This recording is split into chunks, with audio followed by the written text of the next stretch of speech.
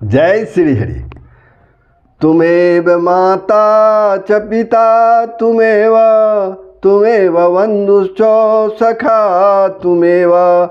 तुमेव विद्या द्रविणं तुमेव सर्वमं देव वसुदेव सुतं देवं कंसचाणूरमर्दनं देवकी परमानंदम कृष्णं वंदे जगद्गुरुं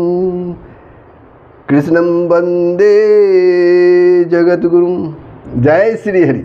प्रभु आप सब श्रीमद् भगवत गीता के 10वें अध्याय का श्रवण कर रहे हैं। पिछले दिनों आपने 10वें अध्याय के श्लोक 27, 28 और 29 का श्रवण किए थे, जिसमें प्रभु श्री कृष्ण अर्जुन को अपनी विभूतियों के बारे में बतला रहे हैं। 27वें श्लोक में उन्होंने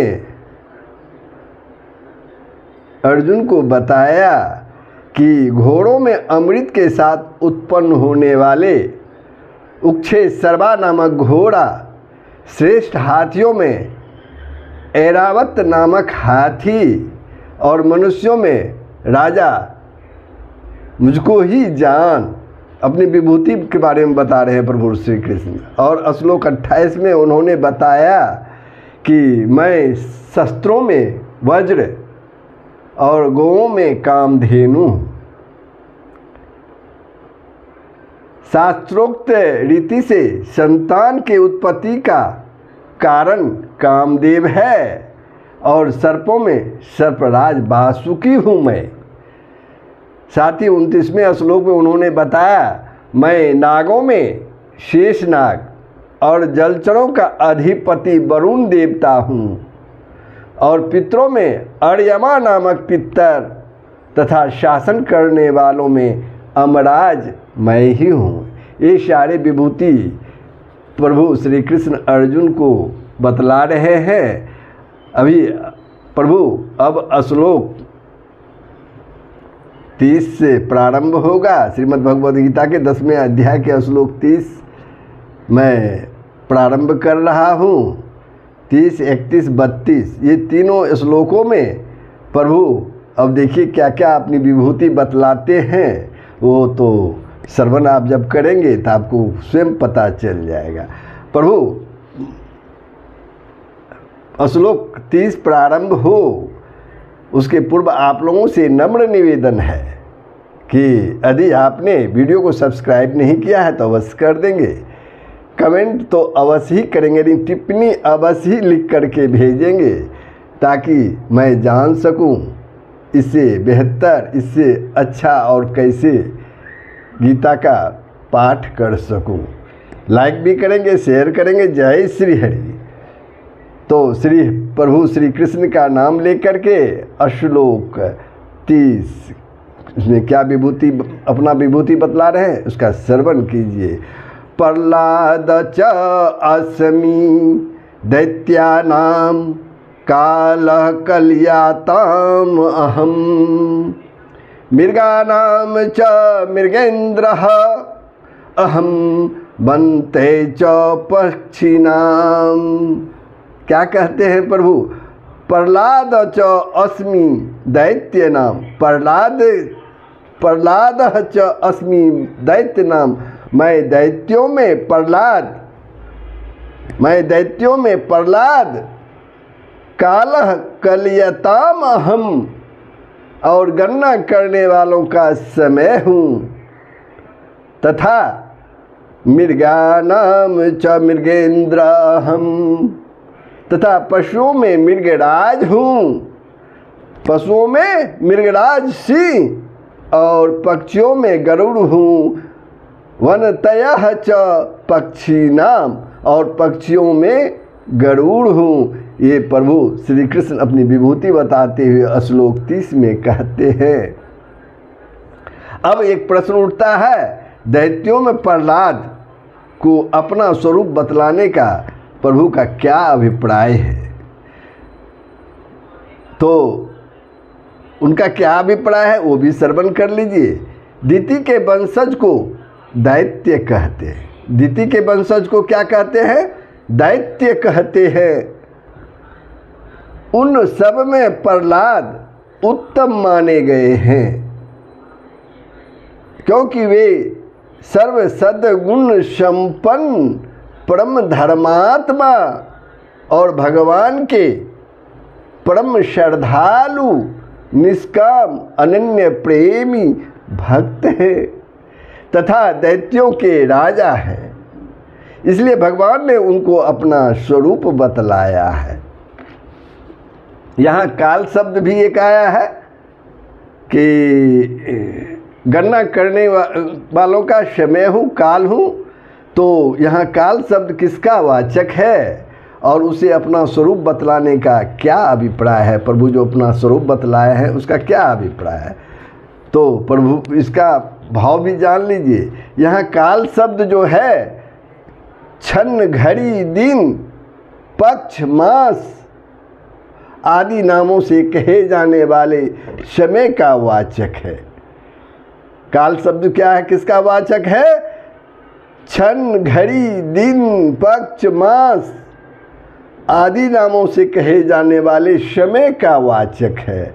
यह गणित विद्या के जानने वालों का गणना का आधार है। इसलिए काल को भगवान ने अपना स्वरूप बतलाया है। अब एक प्रश्न उठता है, सिंह भी तो एक हिंसक पशु है। सिंह जो जंगल में रहता है एक हिंसक पशु है, उसकी गणना भगवान ने अपनी विभूतियों में कैसे कर ली? तो इसका भी उत्तर सुन लीजिए। सिंह जो है सब पशुओं का राजा माना जाता है। सिंह सभी पशुओं का राजा माना जाता है। वह सबसे बलवान, तेजस्वी, शूरवीर और साहसी होता है। इसलिए भगवान ने सिंह को अपनी विभूतियों में गिना है, अपनी विभूतियां माना है।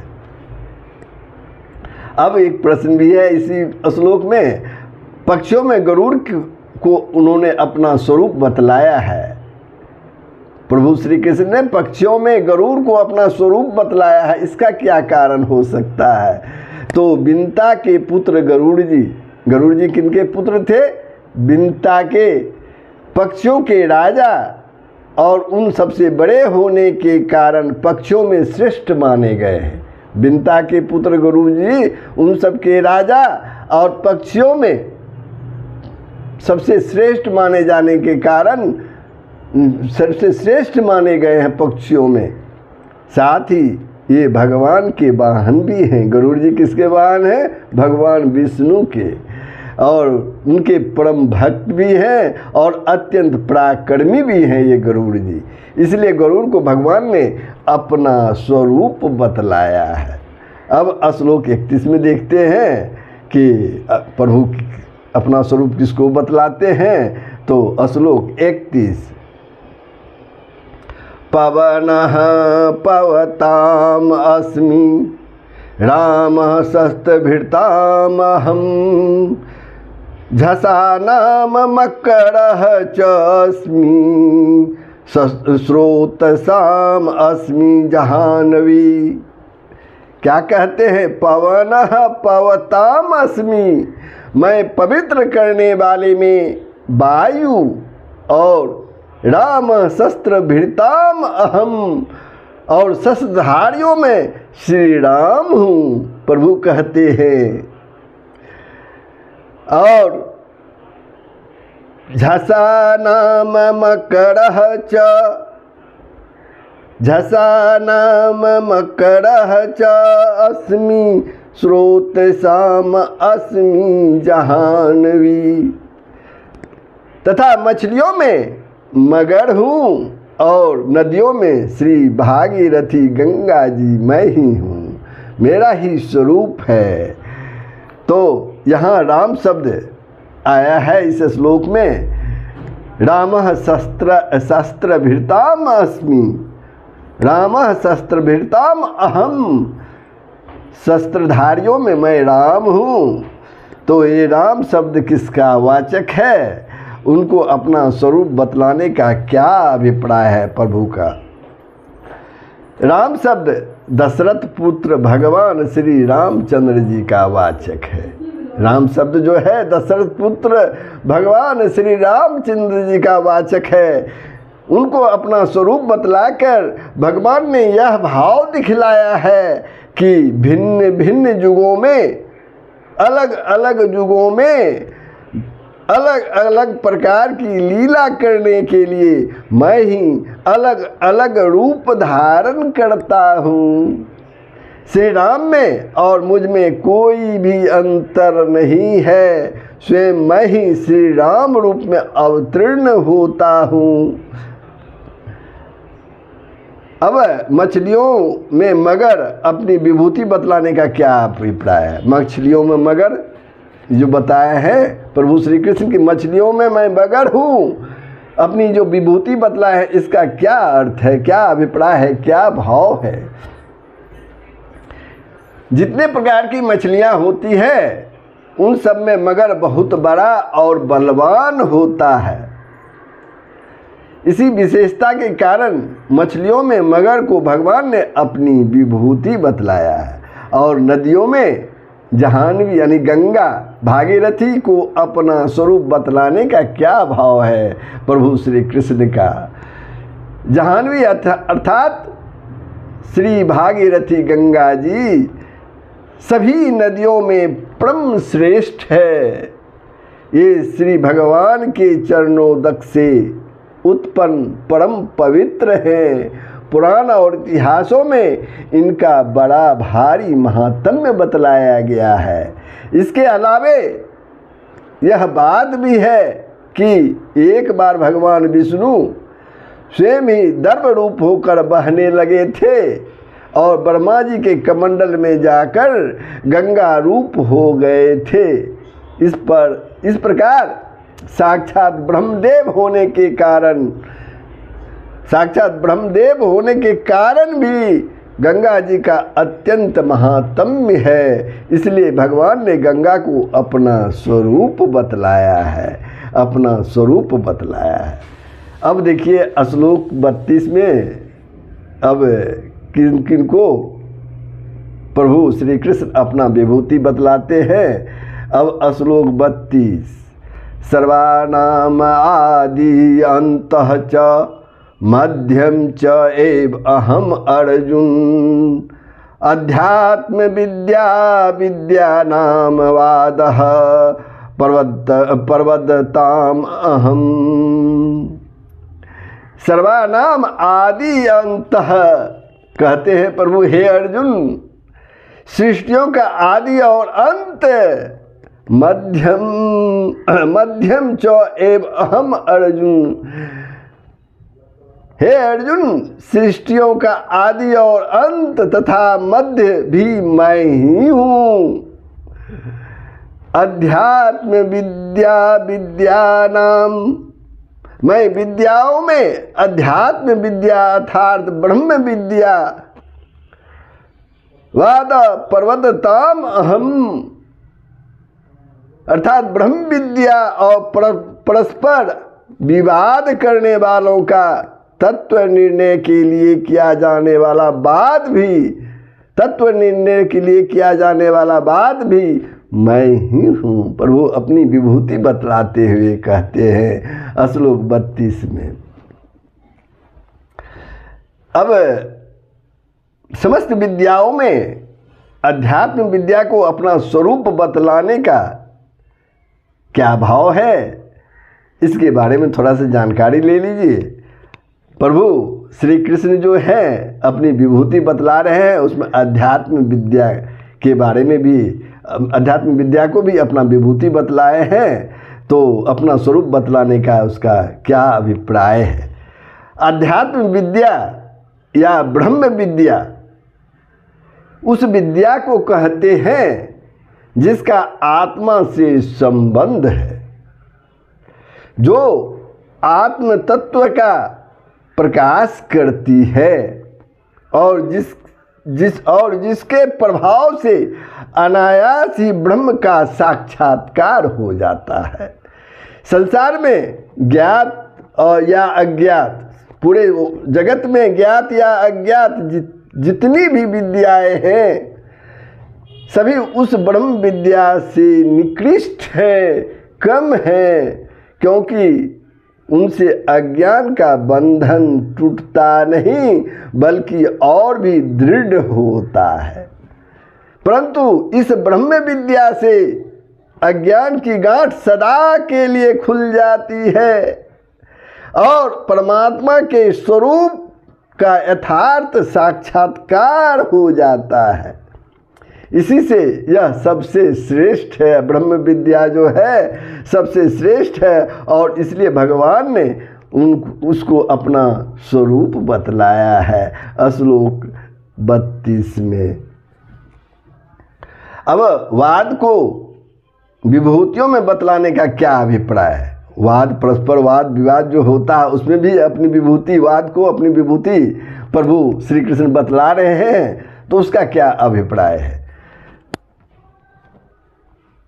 शास्त्रार्थ करने के 3 स्वरूप होते हैं, जल्प, वितंडा और वाद। उचित अनुचित का विचार छोड़कर अपने पक्ष के मंडन और दूसरे के पक्ष का खंडन करने के लिए, अपने पक्ष के मंडन और दूसरे पक्ष का खंडन करने के लिए जो विवाद किया जाता है उसे जल्प कहते हैं। केवल दूसरे पक्ष का खंडन करने के लिए किए जाने वाले विवाद को वितंडा कहते हैं और जो तत्व निर्णय के उद्देश्य से शुद्ध नियत से किया जाता है उसे वाद कहते हैं। जल्प और वितंडा से द्वेष, क्रोध, हिंसा और अभिमान आदि दोषों की उत्पत्ति होती है और बाद में सत्य के निर्णय में और कल्याण साधन में सहायता प्राप्त होती है। जल्प और वितंडा त्याज्य है, छोड़ने योग्य है, तथा वाद आवश्यकता होने पर ग्राह्य है, ग्रहण करने योग्य है। इसी विशेषता के कारण भगवान ने वाद को अपनी विभूति बतलाया है। तो प्रभु श्लोक 32 पर मैं विश्राम लेता हूँ। ये प्रसंग कैसा लगा कमेंट के माध्यम से, टिप्पणी के माध्यम से अवश्य बताएंगे तथा शेयर करेंगे, लाइक करेंगे। जय श्री हरि। सबका कल्याण हो, पूरे विश्व का कल्याण हो। जय श्री हरि।